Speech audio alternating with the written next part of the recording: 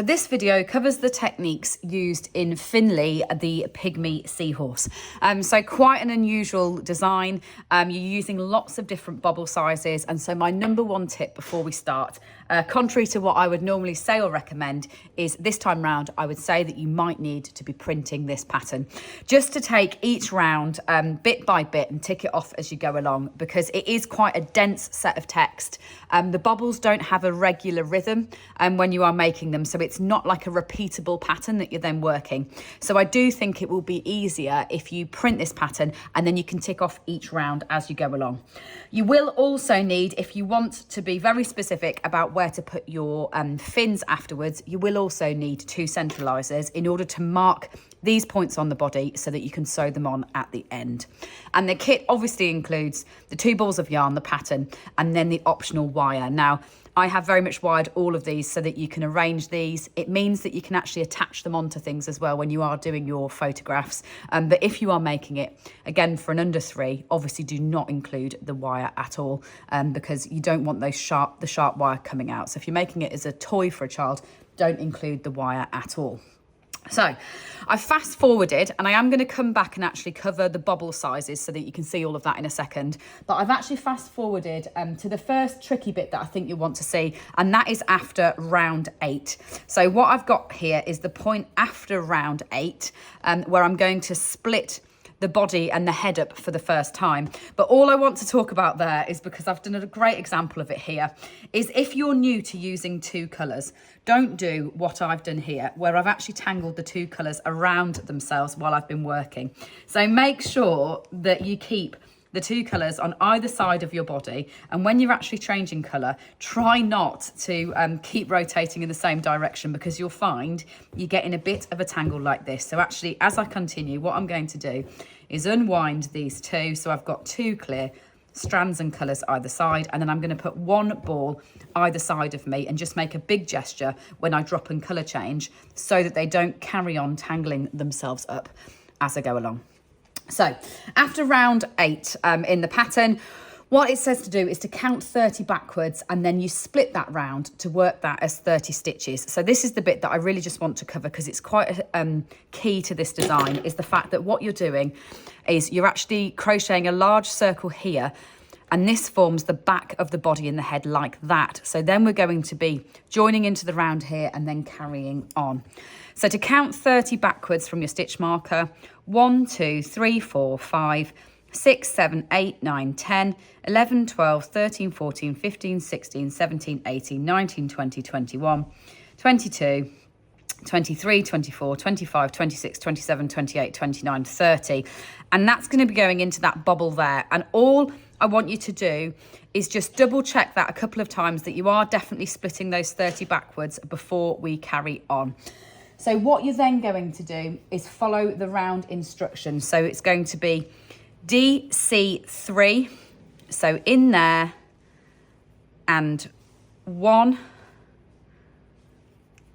2, and then this is where I'm going to give you your first techniques on making these bobbles. So the most important thing with the bobbles is going to be colour changing to create the bobble. So the colour changing isn't stated in the pattern. It won't say change to and your other colour. It's what you have to do is on every single bobble, you need to make sure that you've set up your colour change ready to work that bobble in the contrasting colour. And what I mean by that is I've done 1, 2 stitches in my main colour here, and now in my 3rd stitch in my main colour, at the point where I've yarn over and I've got 2 on my hook, what I need to do is get ready to be making a bobble in the next stitch. So I need to drop my main colour, pick up my contrasting colour for my bobbles, and bring this through to finish that 1, 2, 3rd DC, and then I'm going to be making a bobble into the next stitch along. So you are using lots of different bobble sizes in this pattern, again, to give you that really nice organic, non-regimented shape. And so it's best to really learn what the abbreviations mean, so you don't have to go back and read the abbreviation each time. So this time round, I'm actually doing an MB3. And so what that means to me is you yarn over round your hook, you go in the stitch, you yarn over again, and you bring it back through to the point where you've got 3 loops like this, then you yarn over and you come through the first 2 and then count 1 in your head. So then the same thing again. That's 2. And then the same thing again. But what you need to do this time round is you actually need to drop your bubble colour again, because you need to finish off your bubble with your main colour so that only the bubbles stay in that contrasting colour. So you yarn over with your main colour and you bring it through all those loops like that to create an MB3. So I've done DC3 and then an MB3, and then I'm going to DC10. So 1, 2, 3, 4, 5, 6, 7, 8, 9, and then remembering that in my 10th stitch, so as I'm at the 2 loops in my 10th stitch, I drop my main colour again, I pick up my contrasting colour because I'm going to be doing another one of these MB3s. So yarn around my hook in the stitch, yarn over again and through the first 2 loops. So that's 1, 2, and then in the 3rd time through, I need to make sure I then drop that contrasting colour, pick up my main colour and finish off my bobble with my main colour again. So then I'm DC4, 1, 2, 3. So again, in my 4th stitch of my main colour, I would swap back to my contrasting, ready to do another MB3.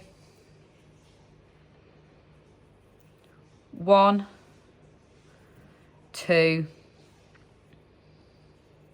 The point where you've got all the loops, drop that main colour, pick up this one, drop that contrasting, should I say, pick up your main colour, and then you're back. 1, 2, 3, 4, 5, 6, 7, and then again in that 8th stitch, in that last stitch, get ready to do another bobble.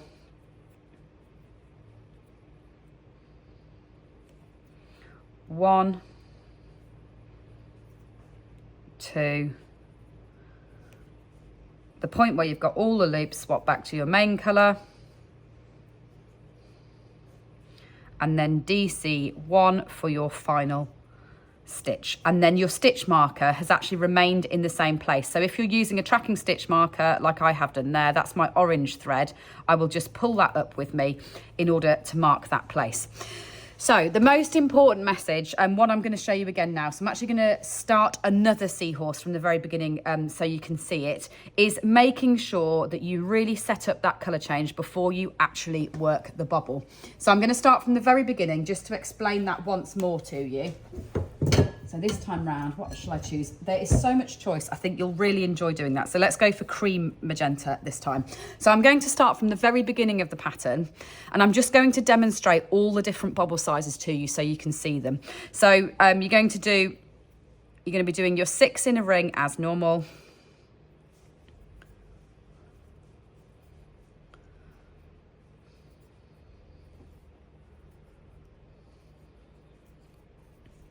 And then all I want to take you through really is this first round of instruction, because we'll come across the fact that you'll be increasing while making bobbles, and that can be a bit of a challenge. So your first round 1, we'll say to double crochet 2 into that first stitch. That's quite straightforward, exactly as we would normally do coming off 6 in a ring. So 1 and 2. But what you need to remember is that you will actually be doing a DC1 into that next stitch along, but at that point where you've got your 2 loops, you need to join in your bobble colour, ready to do what is our biggest bobble, and that is an MB7. So what the instruction says is to DC 2 into next stitch. That's what we did. Then we DC'd 1, And then we're going to MB7, but into the same stitch. Now this is because we're increasing. So as with the standard form, we started with 6 stitches. We need to make 12 stitches, despite the fact that we're also doing this bobble. So what we need to make sure we do is that we actually go into that one that we've already put 1 DC into, not into the next one. So let's do an MB7. That's the biggest, most fiddly bobble size. The good news is you're not doing them all the time. They do then get smaller as you go down that body.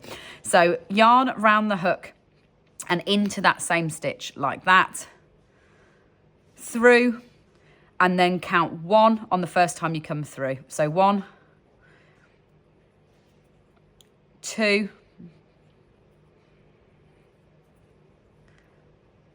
3, and it gets a bit crowded. 4, 5, 6, and then remember that because we've got to swap back to our main colour, on the 7th one you go into this point where you've got all those loops, drop your contrasting colour that you're making your bobbles in, pick up your main colour, and come through all those loops together like that. Now this can be, until you get used to it, a little bit fiddly, getting it through all those loops. So that's me swapping back to my main colour. I've done my first MB7 into that round 1. So now I'm going to DC2 into the next stitch 4 times to get back to where I started. So 1, 2, 3, 4, 5, 6, 7, and 8. Now at this point where you've finished round 1, I would stop, and even if you are someone that's a very experienced crochet that's made lots of patterns, just stop for a second and actually count your stitches, because the stitch counts on the end of the rounds still apply, even though you've got this big bobble in the way that's knocking out the circle. So what I would do after round 1, I'm going to put in my tracking stitch marker like that, and then count 1, 2, 3, 4, 5, 6, 7, 8, 9 would be this magenta one, 10, 11, 12 stitches in my circle. So I know that I'm okay to continue. Now I'm going to take you through round 2 as well before I leave you to it, because I'm hoping that then you will have all the principles to be able to go ahead and create this seahorse. So round 2 will be DC 1, DC 2 into next stitch.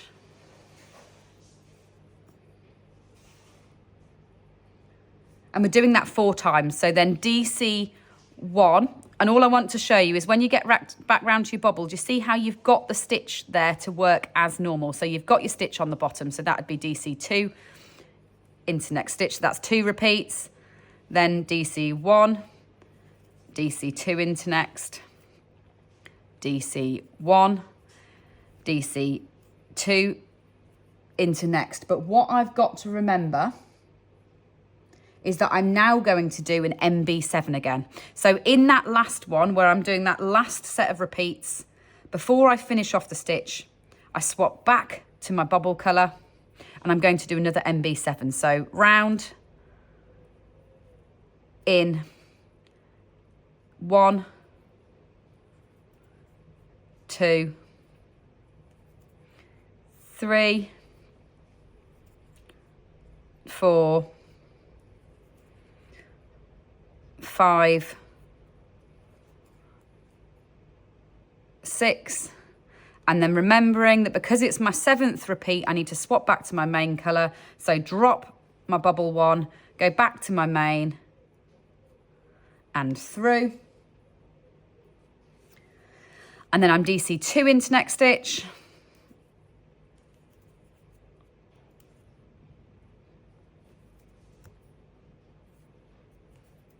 1, and then 2 into next stitch. So that's how you're going to carry on, obviously following your pattern bit by bit to put these bobbles in. MB7 is your biggest one, right the way down to the ones that I did at the start where you're just doing those MB3s, so your bobble size will vary. But if you count in your head as you go through that repeat of taking 2 off, you won't necessarily need to refer to your abbreviation for each bobble that you do. You can just count to that number, knowing that then you swap to your main colour and you bring it through. Right, so I'm going to go and do a couple more rounds and then I'll rejoin you to show you how to put in these centralisers. So I've carried on with my body, and now I'm at the round where I'm going to put my centralizer markers in. So I'm at round 4 and I'm going back up to an MB4. So I'm going to do this whole round with you again, just so that you get to see it. So I'm going to do DC4, then an MB4. So 1, 2, 3, remembering again in my last one of my main colour, so in stitch number 4 here, I'll be swapping back, ready to do my bobble, and then I'm going to do an MB4, so round, through, 1, 2, 3, and then at this point, swapping to my main colour to finish off that MB4 like that. Then DC4 and MB4 again, so 1, 2, 3. In that 4th one, stopping at the point where I've got my 2 loops in my main colour, ready to do my bobble. 1, 2, 3. Point with my loop, swapping back to my main colour to finish that bobble off.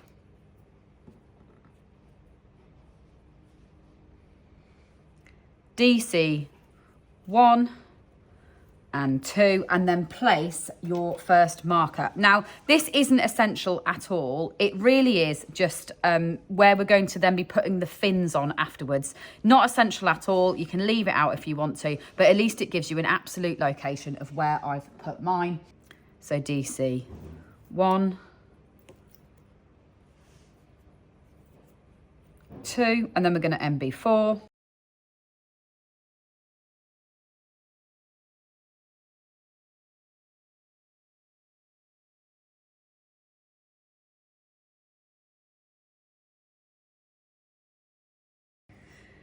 DC3,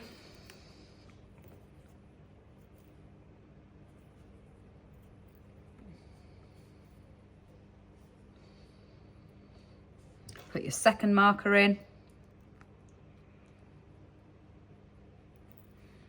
and then do 2 more. So what I've done there is lost concentration for a second, and I've actually completed that second stitch before I've swapped that colour. Now, if you do that like I have done there, because I've done DC2, just pull back that stitch and remember that in that second DC, you've actually got to set up, because we're doing an MB4 in there again.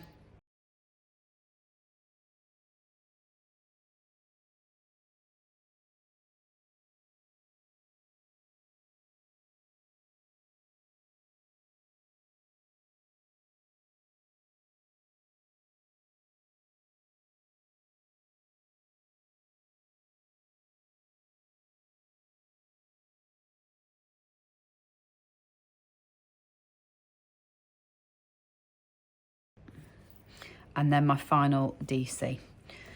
And all I want to show you really is on the inside, then I'm swapping colour, but I'm not breaking my colour, I'm just jumping across the round. So on the inside, you will be jumping side to side like that as you go through. And where I am now in terms of this pattern is I'm here.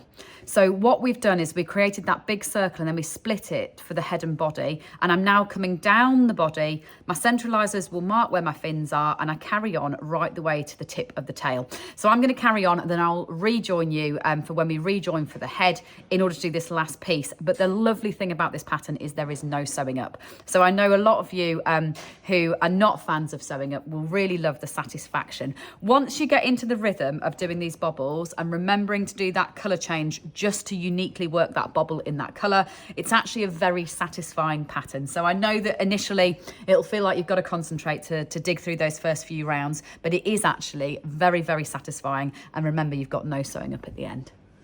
Just to quickly troubleshoot what makes these bobbles really pop, so how to get, I guess, the bobbliest bobbles. When you're doing a bobble, and I'm doing an MB6 now, so through and 1, 2,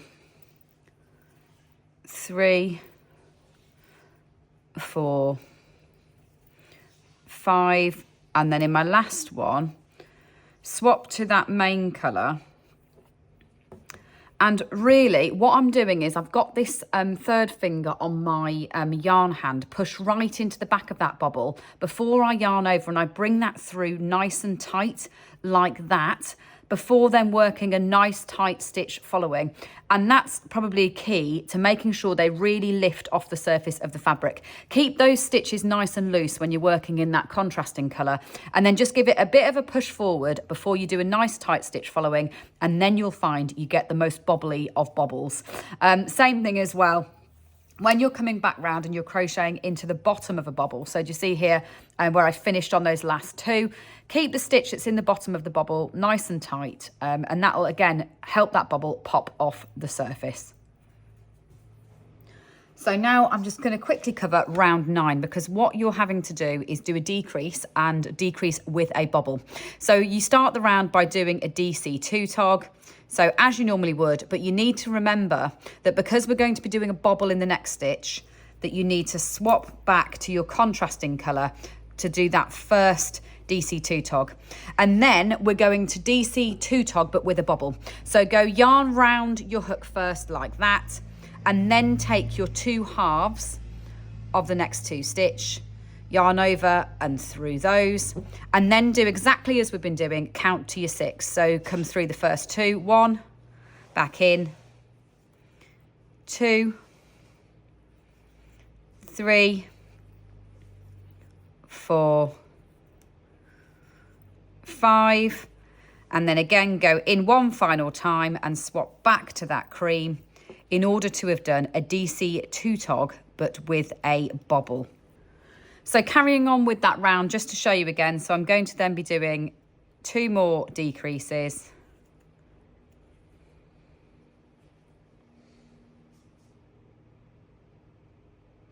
Remembering that in my second one, I'll need to swap my colour back to do an MB6, then DC8, swap back in the 8th for another MB6,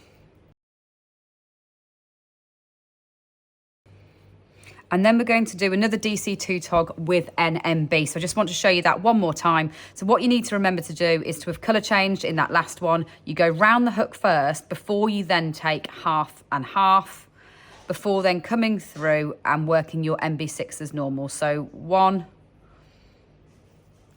2, 3, 4, 5, swap back to your main colour, and then one final DC2 tog to finish that round 9. And that probably is one of the most tricky rounds in the whole pattern. So if you've got through that, then you're absolutely on your way. Then carry on crocheting round and round for the tail. So tail complete, it's now time to rejoin and work your head. So you're going to be going back on to this same piece, actually with your same stitch marker point that you left off before. So what we need to do is we're going to rejoin, and we're going to actually double crochet 1 round, so 24 stitches right the way around this head. So rejoin, and you see that the last, you see my tracking stitch marker came through that stitch there. That means that was my last stitch of that round. So when I rejoin, I'm actually going to go into this bobble as my first one. So rejoin, and 1, 2,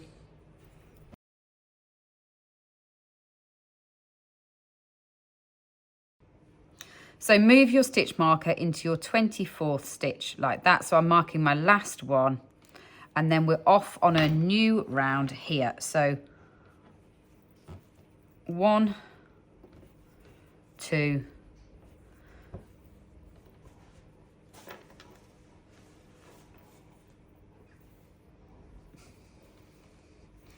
3, and then we're back on an MB3. So my third one, I've rejoined that contrasting colour for my bobble. 1, 2, pull all your ends tight if you are joining in a colour for the first time. 3, and then right the way back round to my stitch marker.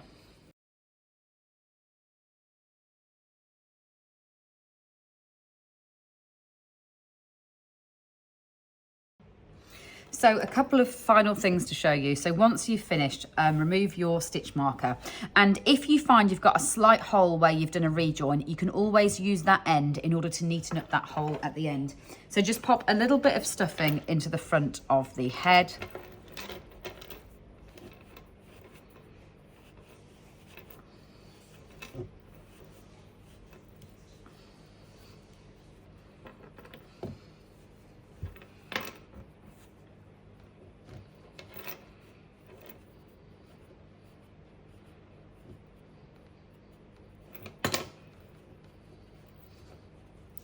I'm going to put a little bit, just watch that you haven't got a gap there. So obviously we stuff from the bottom, if you stuffed when I did.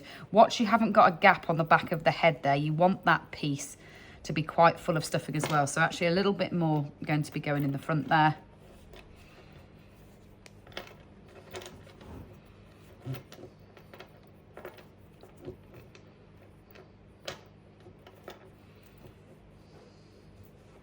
There we go, like that.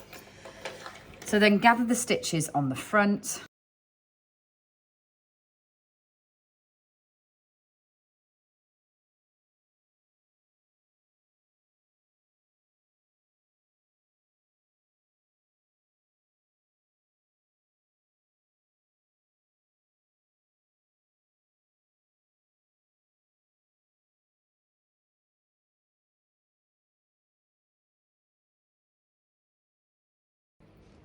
Neaten up any hole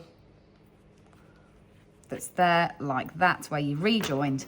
Then with your tail, I haven't got stuffing right the way down the tail by any means at all, but tease a little bit into this first section. So just tease, using your hook, tease a little bit down like that from there. And then all we're going to do is cut a piece of wire and put that in. But first, let's do the fins. So let's put the fins in place. So what we're going to do is just remove that centralizer point like that.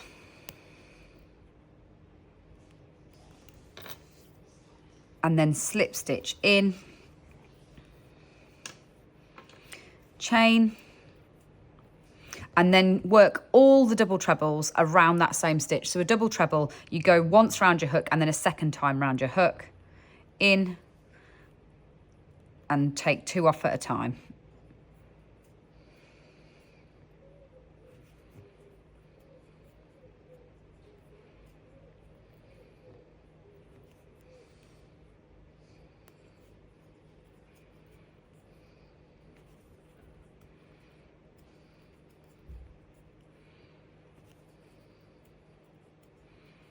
Chain 4,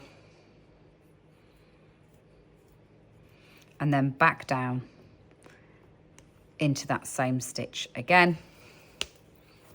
And I've worked that so that that is right side facing outwards. So as a right-handed crocheter, that means that I slip stitched in and I went from the top downwards effectively when I was doing them, which means that if I now rotate this the other way around, I'm going to do the other one around this stitch that way up. Now, if you are a left-handed crocheter, you'll be going the other way around.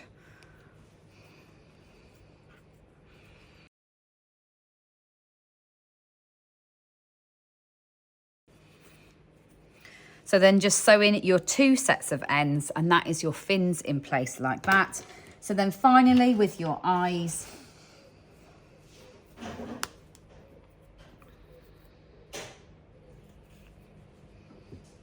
with my eyes, I've left you a nice gap here on this side between these 2 bobbles. So if your seahorse is facing that way, I've left you a nice gap there for that eye.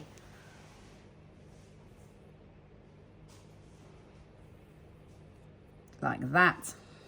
And then come straight through onto the other side, and it will just sit behind the bobble on this side.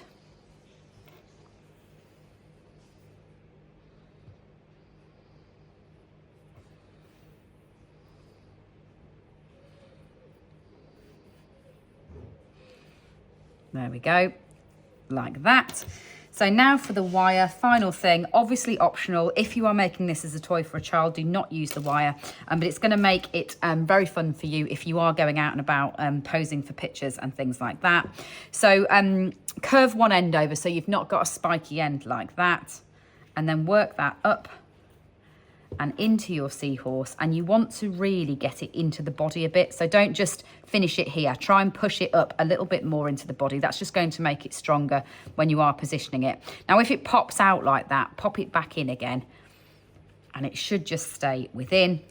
Then the same thing, you might find this is very long at 30 centimetres, so you can fold it right over like that, or alternatively, you obviously could cut it shorter and bend it. So that is up to you how you want to do it. I'm going to twist mine round just so I've got a bit of a stronger bit at the end. If you do want to then be able to tie it onto props, you could tie it onto a stick so that you can put it into photos. It'll allow you really to have fun with a seahorse, because you'll be able to get it into lots of different scenarios and settings as you are taking photos of it. So I'm just going to tuck the end in like that, and then gather the stitches.